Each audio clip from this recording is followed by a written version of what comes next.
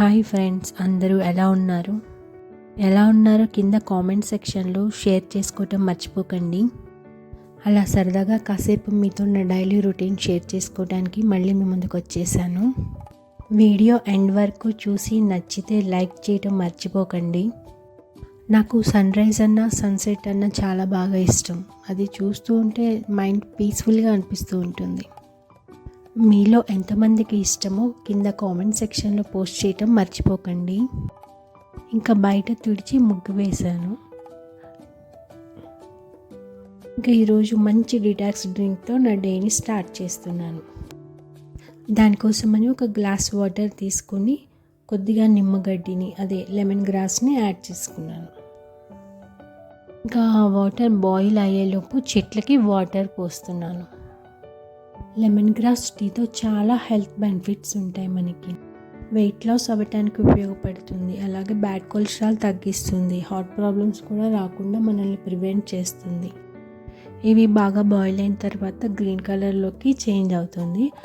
వాటిని కొద్దిసేపు పక్కన పెట్టి గోరువెచ్చగా ఉన్నప్పుడు మనం డైరెక్ట్గా అయినా తీసుకోవచ్చు. కొద్దిగా లెమన్ హనీ వేసుకొని కూడా తీసుకోవచ్చు. మనం వర్షం పడేలా ఉంది.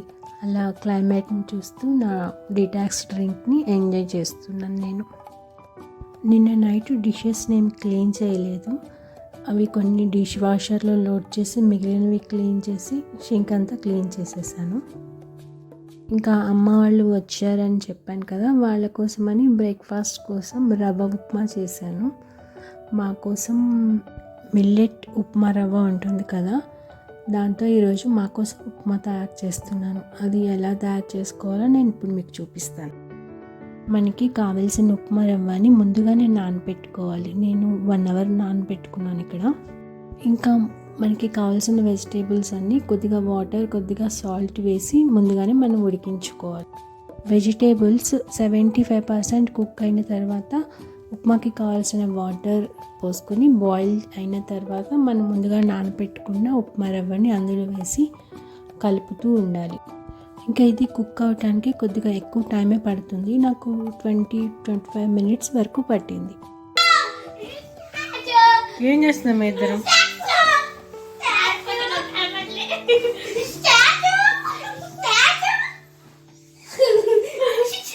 బ్రేక్ఫాస్ట్ చేయమని చెప్పడానికి వెళ్ళేసరికి ఇద్దరు అలా ఆడుతున్నారో కొట్టుకుంటున్నారో అర్థం కాలేదు.